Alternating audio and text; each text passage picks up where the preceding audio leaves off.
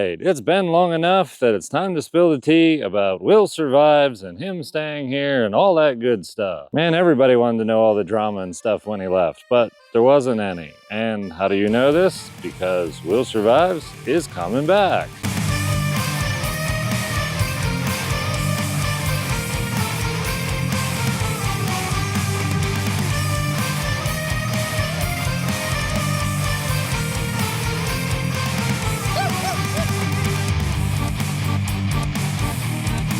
His plan was to go out west, buy some land, build cool stuff, and for whatever reason, paperwork, permits maybe, I'm not sure. Either way, it didn't work out. He sent me a text message asking if he could come back, and I said yes, because we parted as friends. As some of you guys know, he built a little cabin slash tree house. I'm not even sure what to call it. When he was here the last time, he can chill over there at the same spot on that property. I call it There's a Way Homestead. Hey, what are you guys eating? Should we be eating all that? I don't know. I guess so. In his text message to me this time, he put a little more emphasis, I think, on guidance than he had before, and I'm more than happy to help provide him with some kind of guidance. I mean, it sounds like he's tired of moving from place to place, wants a place of his own. Some of you guys think he's a little bit young and reckless and indecisive and, you know, makes bad choices and all kinds of stuff. But I mean, he's young, so yeah, he might be reckless in some of that. See, I kind of lived my life the opposite way. I started out just steady and stable and kept my very first job I ever got straight out of high school for 9 years. And I grew up and realized I wasn't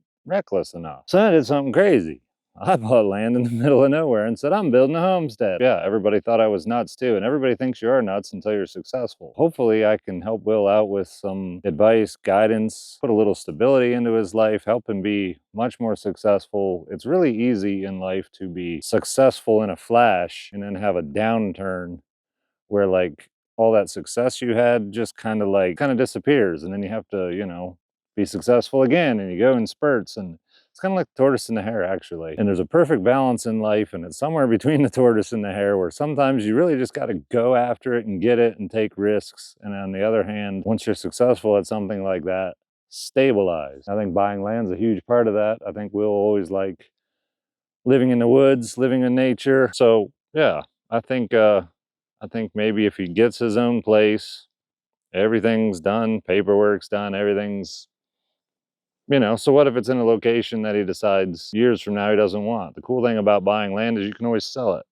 and then go buy land somewhere else or go buy whatever. Like, land can go down in value, but typically if you buy raw land, it doesn't. And if Will ended up having his own property, he can still go off and do all kinds of crazy adventures. He can go to Alaska if he wants, and then, you know, at least he's got a home base to return back to. So I think it'd be awesome if he owns his own land, has some kind of stability. Just owning your own property introduces stability, as long as you actually own it. If you owe money on it, that can be a little sketchy until you get it paid off. But, you know, obviously some people disagree with me about that. Now, I gave Will a bunch of advice last time he was here. I think a lot of it sounded really good, but he's very spontaneous. So, you know, when something else sounds good, he might jump for that too.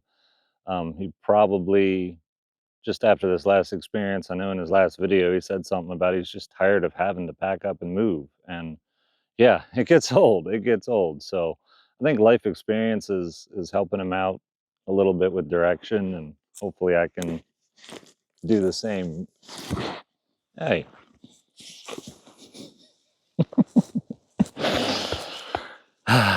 Dude, I'm gonna have to cut the video now. No, I'm not cutting the video. Yes, yes. Yes, I love you too. Oh my goodness, you're gonna push me down a hill. But yeah, owning your own property means you can have animals and you don't just get randomly displaced, and you can do cool stuff. Yeah. You're gonna knock the phone out of my hand, dog. Hey, watch the plowing into me. I know you're amped. This type of life is attractive to a number of people, I think, including Will Survives. Having your own property, having your own buildings, having your own animals. You just got to do it by the book. I hate doing stuff by the book, honestly. It irritates me to no end. But doing stuff by the book and getting irritated about it is way better than just doing things in a way that's just kind of quick and fast and maybe not totally legit, and then you lose it all. So that's no fun. I think Will thinks that's no fun. I think it's time for me to go play with my dog. Stop recording videos. Fine. Wanna play tug? We'll play tug. Should I leave it in the video? Why not? Yeah, you can play tug. I wish you would actually, like, come on. You are 185 pounds. You are a Turkish Boss Shepherd. You're a livestock guardian dog. Drag me on the ground. Yes, pull. Come on. You can literally pull 10 of me on the end of a rope. I guarantee it. Low center of gravity. Yeah. Good boy. Yes. You won't pull it out of my hand. You'll drag me on the ground first. And that's kind of what I want until I get scraped and bruised. Good boy. Yes. Good. Hey, there's no pushing. Sir? Sir? Here. Two can push. Two can push. Yeah. But yeah, there's a bunch of stuff I can do here, projects I can do with them and stuff. Maybe we'll have a bunch more talks like we did early on when he got here. Let's talk about some different stuff.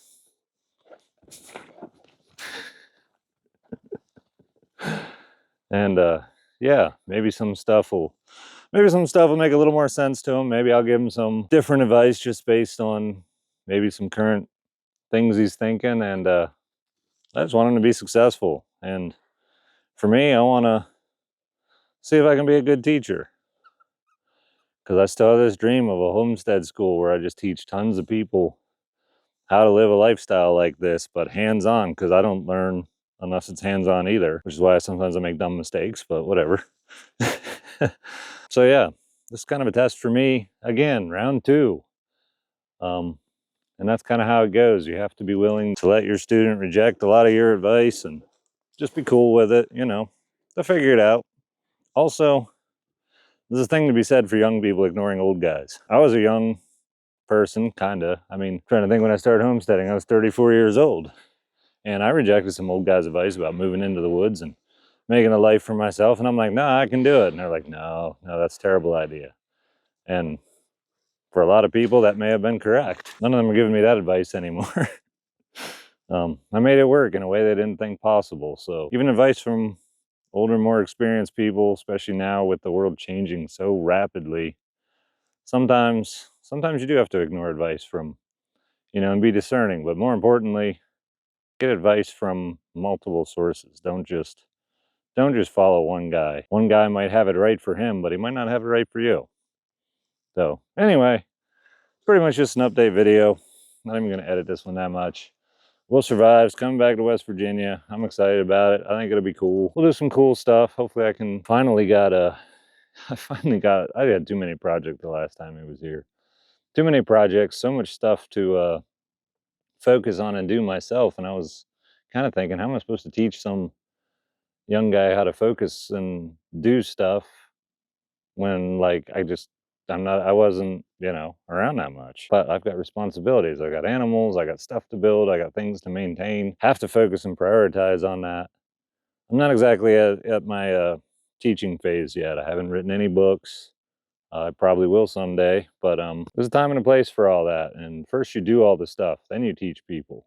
I've only been homesteading for 5.5 years. Me teaching, I made a lot of right choices. I definitely can teach people how to start homesteading. 15 years from now, I'm gonna be a lot smarter. Some of the things I'm doing today, I may look back on and be like, well, that was dumb. I don't know yet. Being a humble teacher is probably the best kind of teacher ever. Anyway, as being very patient, we are gonna play. We're going to do some stuff because you are wound up because it's finally fall. It's gorgeous here. Finally, I love when the leaves come on the trees, everything gets green, and I feel like I'm surrounded by a wall of green. But I also love when they start falling and I realize just how remote I am as, like, all this terrain starts showing up and I don't see nothing. There are no buildings over there. There's just nothing but nature. It's pretty cool. Anyway, guys, that's the update. Take it easy, and I'll see you in the next video. Narrates his life, cutting firewood, draining beasts away from city strife. The ducks they roam freely, a quiet army true. Muscovies in the meadow, foraging in the dew. Lord, minion, small